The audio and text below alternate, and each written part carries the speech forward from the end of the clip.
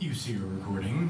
Oh, yeah. You hear her speak. Give it up for Janet. Yeah, Janet.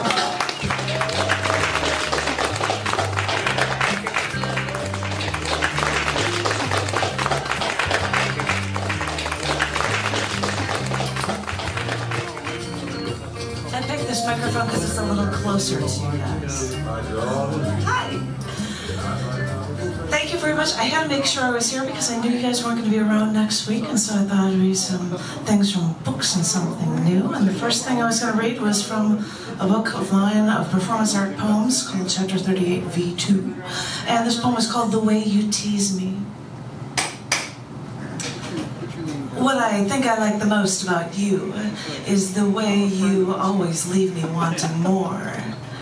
And then when you kiss me and when you start to pull back, I want to cock your head and lean and then kiss you again. But I never know if you'll let me. What I think I like the most about you is the way you roll your sultry, deep voice over me like a wave of heat on a summer afternoon. You use a pause to tease me with your words until sweat dances down my back and kisses my skin. What I think I like the most about you is the way you glide your arms around my waist and make me want to just collapse in your grasp and run my hands up and down your back until I hear you moan and sigh. What I think I like the most about you is the way that absence makes the heart grow fonder. And then when we touch, you say that we should take it slow, take our time, enjoy every moment. And you know, you couldn't be more right. What I think I like the most about you is the way that things that make me think I have to fight for you are the things that make me second-guess myself, because nothing's ever right. Not you, not me, not relationships, not sex, not love, not relationships, not love. What I think I like the most about you is the wondering, is the waiting, is the teasing. Yeah, that's what I like. The high-charged guessing game. The flirting. The first touch. The first everything. Thinking about the possibilities. Yeah, that's what I like. Thank you.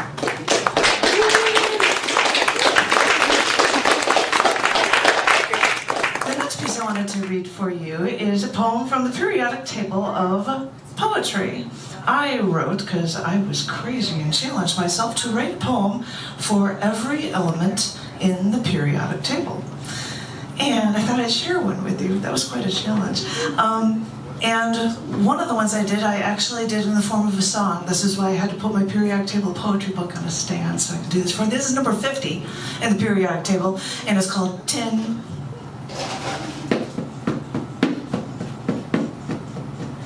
If I only had a brain. If I only had a brain, I'd get out from under this bent tin roof that covers me while I sleep at night.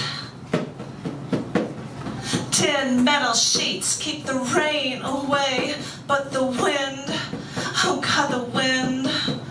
If I only had a brain.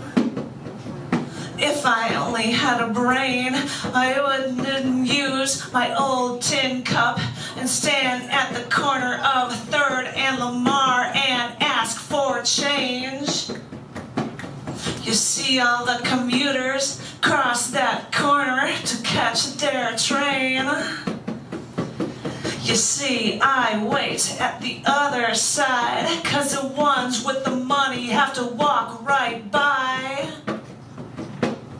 That's when I rattle my old tin cup, give them doe eyes and say, God bless. If I only had a brain. Well, if I only had a brain, I wouldn't be rattling my old tin cup to ask for tin change, I get myself up.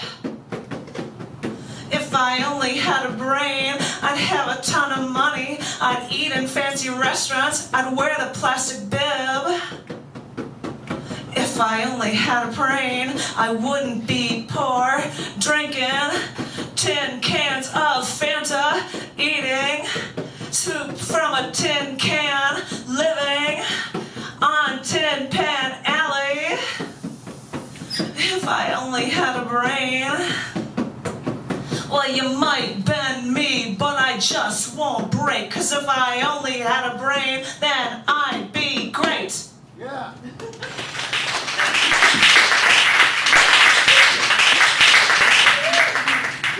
Who is it? I thought I would do something new for you that I only happen to have on my phone. And this is called Violations in the Name of Love. A long time ago, a longtime friend was engaged to the man of her dreams. But she violated their trust when she started sleeping with a coworker. She told me, I love this guy, but everyone loves my once fiancé. I told her, well, I told her I hope it works out. And apparently it did. Her longtime love forgave her. The wedding was on again. She even asked me to be a bridesmaid, but that's when everything started going so wrong. I'd respond to her every email, and even though I'd try to appease, she'd be enraged at me because I believed in truth. So, according to her, apparently honesty is not what friends are for. When I saw there was no way this friend could ever be moral or honest to her friends or to the man she'd marry or even to herself, that's when I ended the friendship. We were no longer friends, but because of our past, she invited me to her wedding. I didn't go to the church. For lack of morality, a church seemed kind of ironic.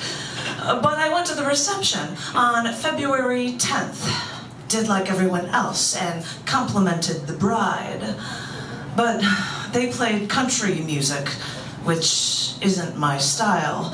So even though there was snow outside of the reception hall doors, we went outside to dance with my love in the snow where the music might be muted.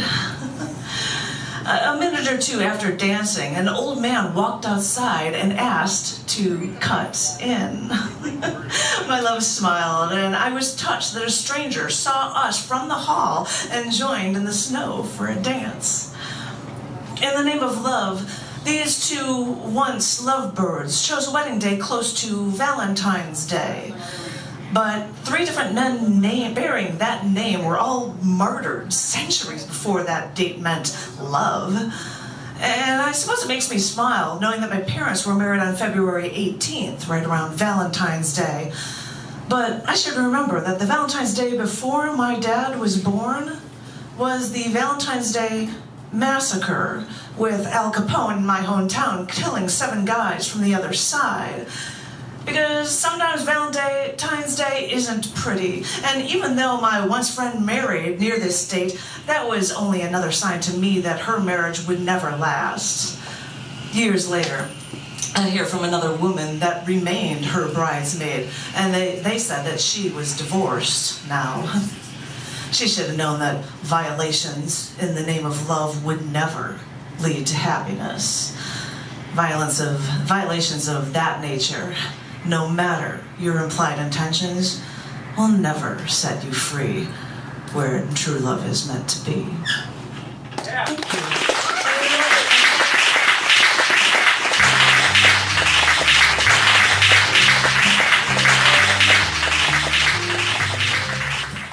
Give it up for Janet.